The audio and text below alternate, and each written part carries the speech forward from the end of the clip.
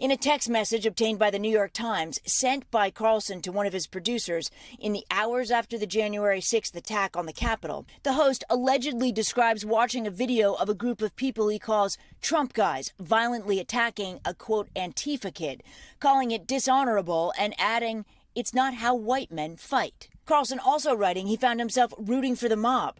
"I really wanted them to hurt the kid. I could taste it." But then Carlson writes, quote, "An alarm went off.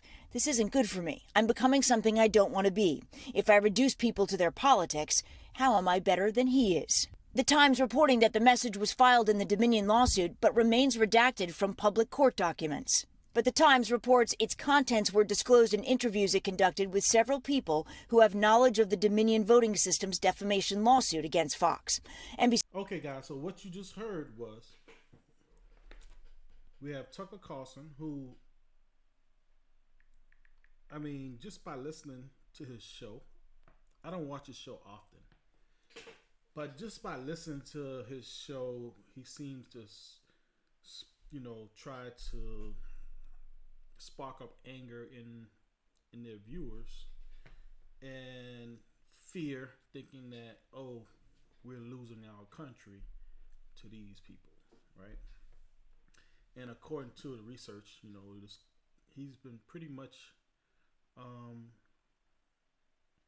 he basically was born into wealth, right? He's this rich kid. He never really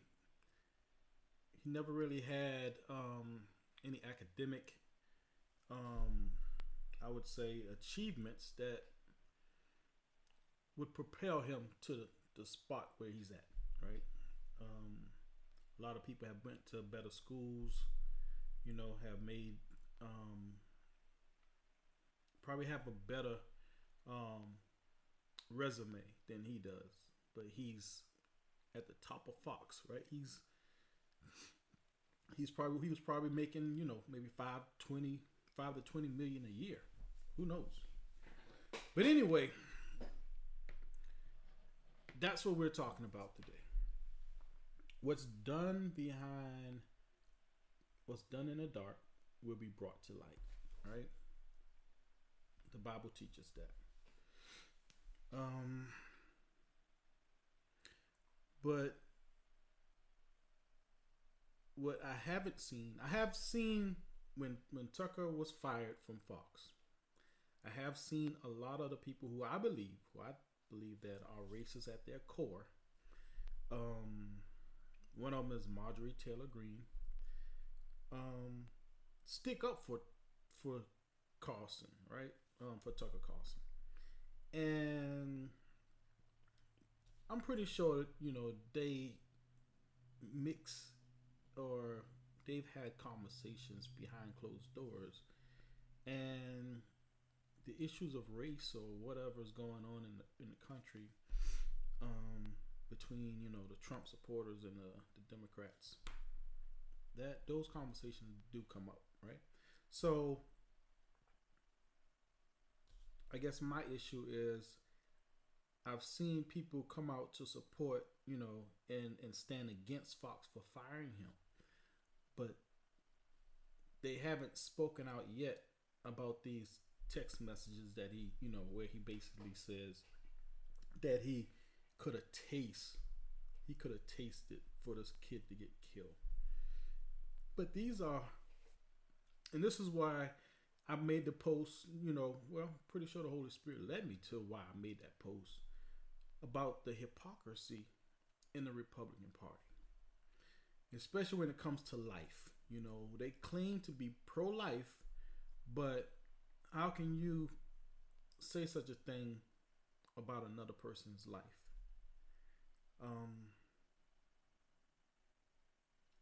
And a lot of people ain't talking about this, and I just thank God that he's sort of like anointed me for these tough topics, right?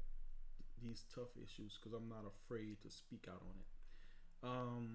Some people are afraid to either share a message that I post because they afraid of the backlash that they would receive from their friends or their family or their co-workers and things like that. And to me, that just shows that you're not about establishing peace in the earth, because if you know that a message can help somebody and you don't share it, and you know that this is a huge problem in our society, then you're fighting against what I stand for. I stand for peace, right? I stand for civil rights for everyone, equality for everyone, right? Um, I want to be able to go any place that I want to without feeling like I don't belong here, right? Um, no one should feel like that, right? Like even at work, I should be comfortable going into work feeling like I belong here. I shouldn't feel like I don't. And a lot of people do. You know, a lot of people do. I'm pretty sure at Fox, a lot of people do, right? I'm pretty sure they don't have many minority there. If you look at most of their big, you know, um, their lead anchors and the lead journalists, they're always, white men or white women. If you look at the Republican Party, who runs the Republican Party? Rich white men. You got a couple of women, crazy women that's coming up. Marjorie Taylor Greene, and the other one, I forgot her name, but you got a couple of other ones coming up. But the majority is just white men, right?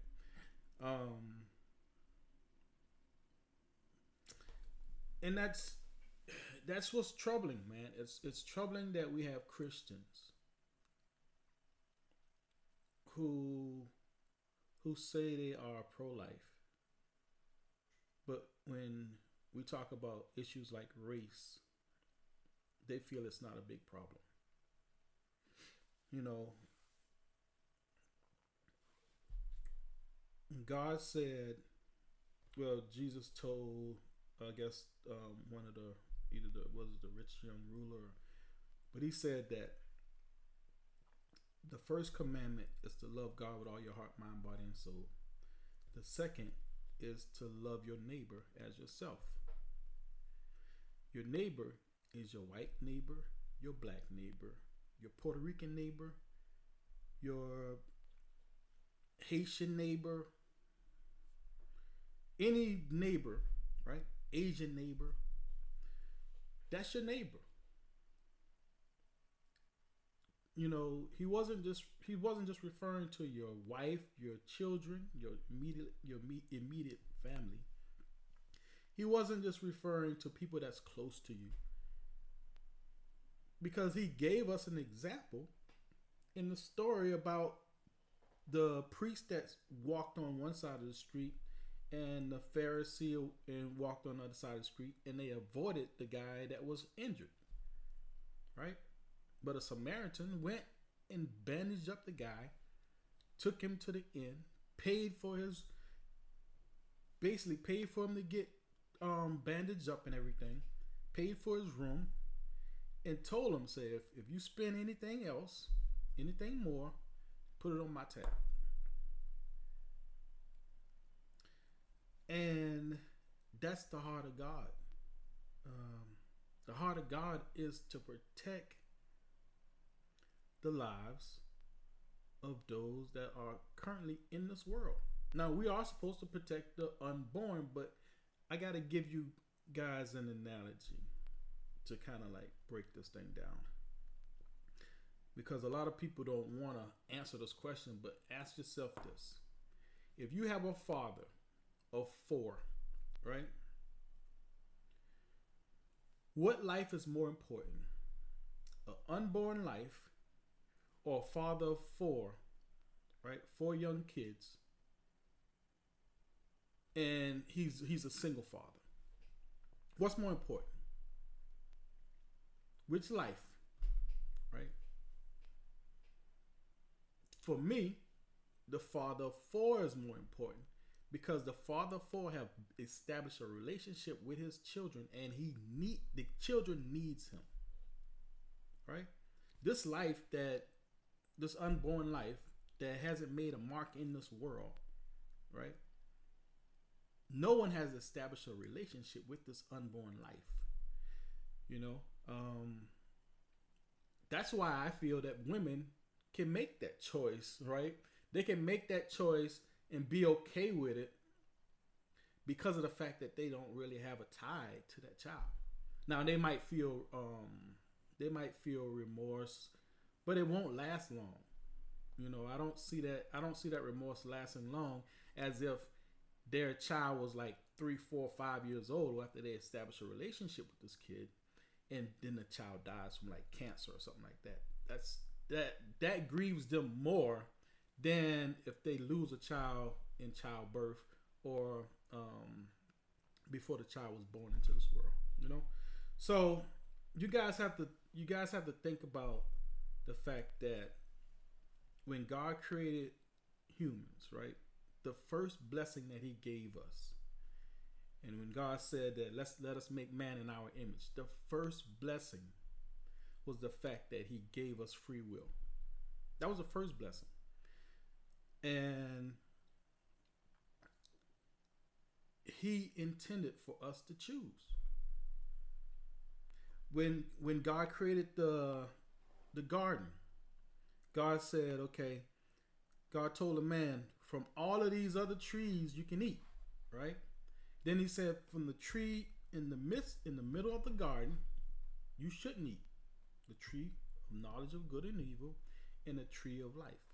So God had a buffet, right? A buffet for the man and the woman. And He said, you guys can eat from all of these other trees, but from these two trees you can't eat. So what would that require? It will require them to make a choice of what they wanted to eat. He didn't say, I want you to eat from this only tree, and that's it. God gave him a buffet. He gave him multiple options, right? So when it comes to life, God knows that we're going to choose. And God gives us the wisdom. God gives us knowledge and understanding. And He gives us people to pour into our life, that's filled with the Holy Spirit, so that we can make wise choices. Right? Make wise choices. And hate and racism is a huge problem. Huge problem for believers. Right? Because I go to I would say a multicultural church. When I was in Maryland, the majority of the members were black, right? That was the makeup of our community. And I would always tell pastor and I would speak out and say, we need to try to reach out to the Latino community as well, because of the fact that they started to really move, grow in our community. And I would see them in the grocery stores and stuff like that, but they wouldn't be in church. So it's all about inclusion, man. Like I said, you don't want anybody to ever walk into a place and feel unwanted, feel like you're not supposed to be there. Just look at the situation that happened where even it was a white girl. I guess she turned into somebody's driveway, and somebody shot her, killed her. Same thing happened with a young black kid. I guess he was going to pick up his twin brothers. He went to the wrong door, went to the wrong house, and the guy shot him through the door. And something like that should never happen. We have this mentality of shoot first and ask questions later. When I look at a lot of the cop videos, and it really troubles me, because when you look at them handle, white men, people that they know, they have so much restraint. It was one video where this kid was in a white car, and they told him, it was like, Now they knew he was gonna pull off, but they were telling him, "Get out of the car, get out of the car." The kid was in the car. His mom was standing outside, and they kept calling him by name, like they knew this kid. They were like, "Get out of the car, get out of the car," and the kid is like like ramming into cars, right? Like violently, like crazy, and they just run around like they're scared. Now they got guns on them. They got guns on them. They could have easily just shot that car up and ended it right there, but they didn't do that. Now, if it was a black person in that car would have had like 100 bullets in it, right? And they would have ended the situation. Oh, because he rammed another car, or he was acting violent, he was putting other people's lives at risk. This kid was doing that. But I guarantee you, if it was a black person, they would have shot him dead. And it was so much restraint that they had. And when we talk about race in America, we have to point out these things. And then a lot of people want to make it look like you're racist because you're pointing out these things. No, you're pointing out these things because this is considered evil. It's considered unjust judgment. You can't, exercise your choice to kill somebody based on the color of their skin.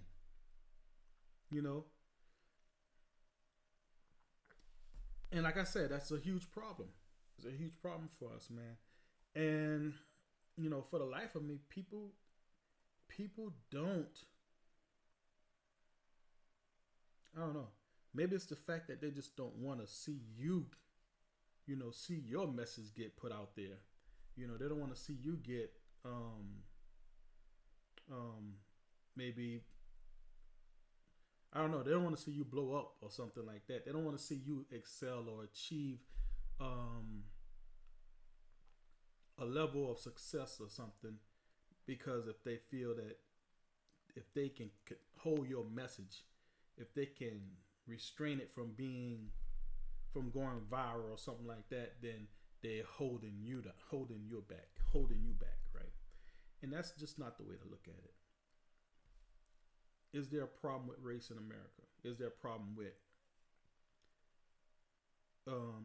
the evangelicals in the Republican Party being hypocrites? Yes, it's a huge problem.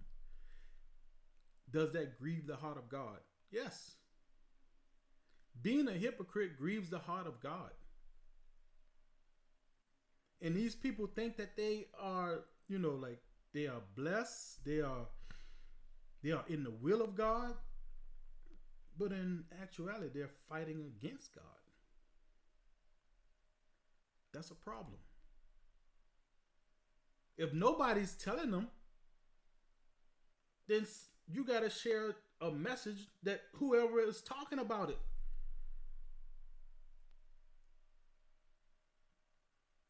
It frustrates me, man, because we sit on the sidelines and we allow this world to be mean, hateful, racist, and we don't have no courage to stand on the side of truth, right? We don't have no courage to try to help our brothers and sisters. So that's just all I want to talk about, man. I know a lot of you guys have been seeing me minister from these perspectives for a minute now, but yeah, I believe this is the time. God has placed me in this earth for a time such as this. And if I'm the only one going to talk about it, I'm going to be the only one talking about it. Because maybe that's the reason why I'm here. Maybe that's my message. I have a few things that I'm really passionate about. Because of a lot of things that happen in my life, right? Like, I'm passionate about keeping families together. I'm passionate about a man and a woman honoring one another, because I've experienced that in my life. I've experienced dishonor.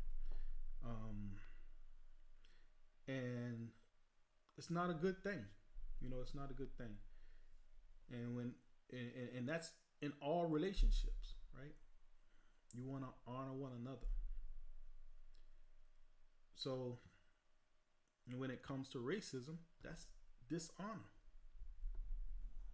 because you claim to like a person, or be down with a person behind closed doors, but in front of everybody else, you don't. You draw a line in the sand. You don't want to impact your life, because if you share a message, or if you share something that's pricking their hearts, then they're gonna know that, hey, that you side with these Democrats. You side with these people who for killing babies, and we're not for killing babies. We're not. We just have a better understanding that when a child is, when a life has been taken, and we're talking about unborn life, that child didn't make a choice, right? So what if that child has a spirit, right? If the spirit goes back to God, and what better place for that spirit to be than here in this earth, where it can come into this world and be treated unkind, treated like they are not wanted, or back into the presence of God. And God can send that spirit to any other family that he wants to. So, and I believe that God does that. I believe God does place certain spirits in certain locations. Because he did that with Jesus, right? He placed the spirit of Jesus in Mary. And I think he did it also. It's another, I think it was Elias, because they were saying that John the Baptist was Elias, right? Well, Isaiah. So God has all power, right? One thing God won't do is he will not stop us from choosing. The reason why God allows us to choose is because he loves us, right? Love is what, like, there is no love without choice. Love has to give you a choice. If we don't receive someone's consent, right, then we are oppressing them. It's like when someone's raped, right? When someone's raped, you don't receive the consent to have, intercourse. A person oppressed them and raped them. We see Donald Trump going through that right now in court. But guess what? He still have supporters. He still have people who want him to be in the White House. And that's what's so sick about America. You let that was a Democrat, man. Like the whole Clarence Thomas thing, let that was a Democrat. These people sit on their high horse and they judge unjustly, unfairly. They don't look for the truth, right? If it benefits them, if it benefits their status and maintaining where they are in society, then they don't care if it's a lie. They don't care if it's hurting other people. And that grieves the heart of God. So I pray that this blesses you, man. We're trying to make a change in this world. And the change starts with you. So if this message touches you, share this message. If you know it can help somebody, share this message. Like I said, nobody else is talking about it. Nobody else has the courage to speak on these issues. And I do. God bless.